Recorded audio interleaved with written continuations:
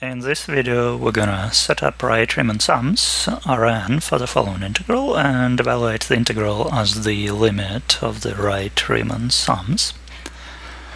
So to get started, we can make the sketch for this situation. So the range of the x values is from 1 to 3. And the function that we're dealing with is y equals x cubed.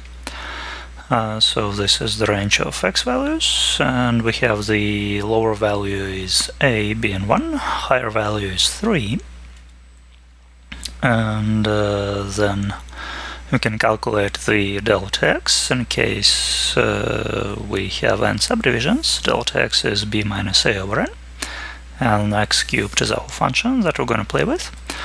So in our case, b is 3, a is 1, and n is going to stay n, because we're going to make n go to infinity eventually. So in this case, this is 2 over n, that's the value of delta x.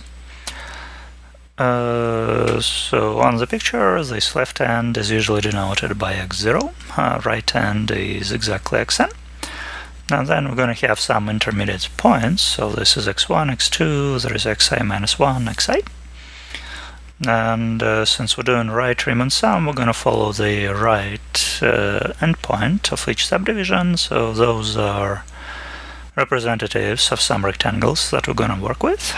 And if we add up the sums of those series, we get some approximation for the area below the graph.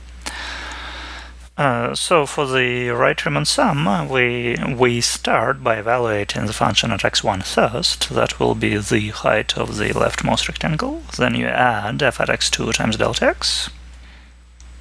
So, and then there is f at xi times delta x. And we finish at the step where we add up f at xn times delta x. So it's more convenient to express the sum as sigma sum, so we're going to be adding up the terms that look like f at a certain point times delta x. So we have f evaluated at xi multiplied by delta x, and the index on x starts at 1 and goes through n, so the sum will go from 1 to n. Okay. So then, so let's figure out what xi is equal to. So xi is equal to left side, left point, a plus I times delta x. That's the quotient of each of the tick marks. So in our case, the left point is 1, and delta x is 2 over n. So we have 1 plus I times 2 over n. We can condense it into 1 plus 2i over n. So going back to the sigma sum, we're going to have sum from 1 to n, f evaluated at 1 plus 2i over n. And delta x is the same as 2 over n. Okay, since 2 over n does not depend on I, we're going to take it out of the sigma notation. So we have 2 over n multiplied by the sum of the function values. And the function itself is x cubed, so the value of the function at 1 plus 2i over n is equal to 1 plus 2i over n, the entire thing cubed. Okay, so to proceed, we need to simplify this expression 1 plus 2i over n cubed. So there is the formula for the cube of the sum. So you start by cubing the first term, then you have 3 times the square of the first multiplied by the second. Then there is 3 times the first times the square of the second, and the last term is the cube of the second term. Okay, so we have 1 for the first term, then 3 times 2i over n gives us 6i over n. In the second term, we end up having 3 times 4i squared over n squared. And last term is 8i cubed over n cubed. And 3 times 4 is 12, so we have 1 plus 6i over n plus 12i squared over n squared plus 8i cubed over n cubed. So going back to the right Riemann sum, this is as far as we get, and then we simplified this cube of the parentheses down to those 4 terms. So we have the right Riemann sum being 2 over n, sum from 1 to n, of the terms that look like the sum of those 4 things, 4 expressions. So now we're going to break this long sum into individual terms. So we're going to have 2 over n outside, and then we're going to add up all the terms that look like 1. I goes from 1 to n. Then we're going to add up the second terms, so they look like 6 over n times I. Then we add up the terms that look like 12 over n squared times I squared, and then we add up the last group of terms, so it's 8 over n cubed times I cubed. Okay, close the parentheses. And so now we're going to work on each of those 4 sums individually. So we still have 2 over n outside. The sum of n copies of 1 is going to be exactly n. So you add 1 to itself n times, you get n. Then with this sum, 6 over n does not contain I, so we factor it out. So we end up with 6 over n times the sum of i's. And in similar way with the other 2 sums, in the second sum, 12 over n squared does not depend on I, we take it out.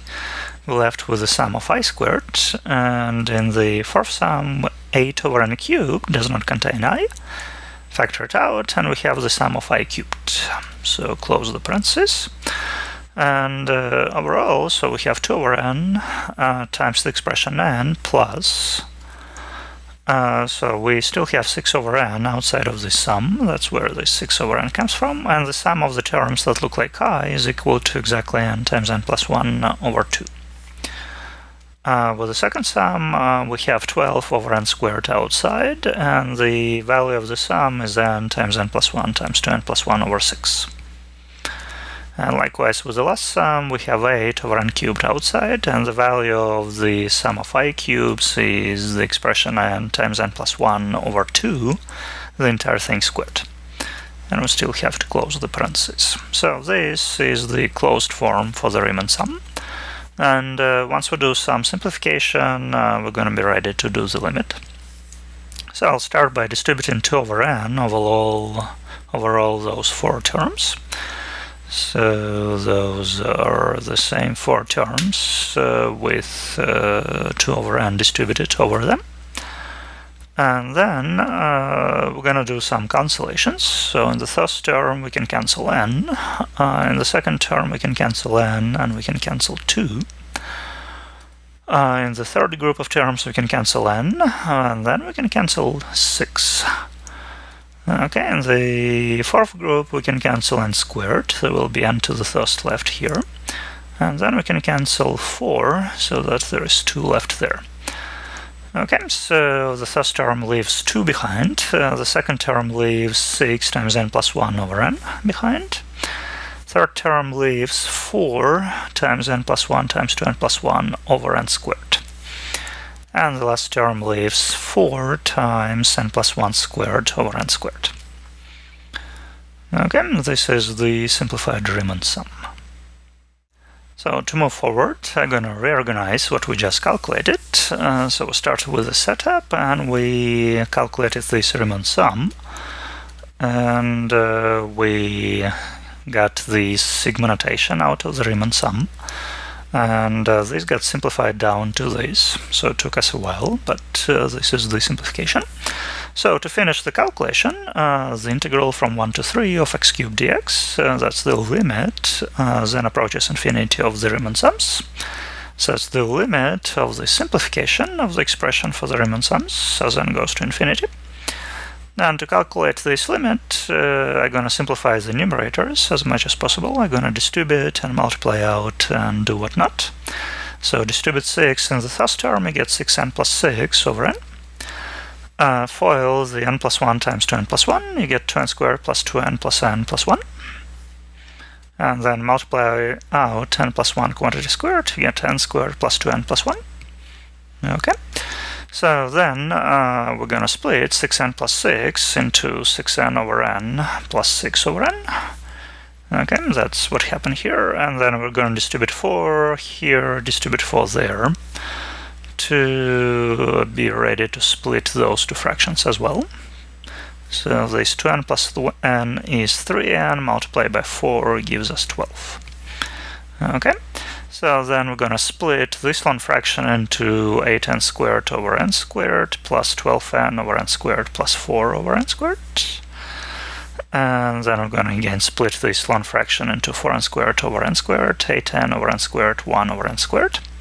And with this 6n over n, we just cancel n, and we end up with 6. Okay, and then here we're going to do some more simplifications. So n squared cancels, n cancels here, n squared cancels there, n cancels there. So we're left with the expression 8 plus, so it's 8, which is 2 plus 6. 6 over n plus another 8 out of this, 12 over n, 4 over n squared, plus another 4, plus 8 over n plus 1 over n squared. Okay, and after all of this, we're pretty much ready to read the limit, because all the terms that have fixed number over n to some power, as n approaches infinity, will go to 0. So this, that, and that term, those 5 terms, will approach 0 as n goes to infinity. So what we're left with is 8 plus 8 plus 4, which is exactly 20. That should be the value of the limit of those Riemann sums, and that's exactly the value of this definite integral.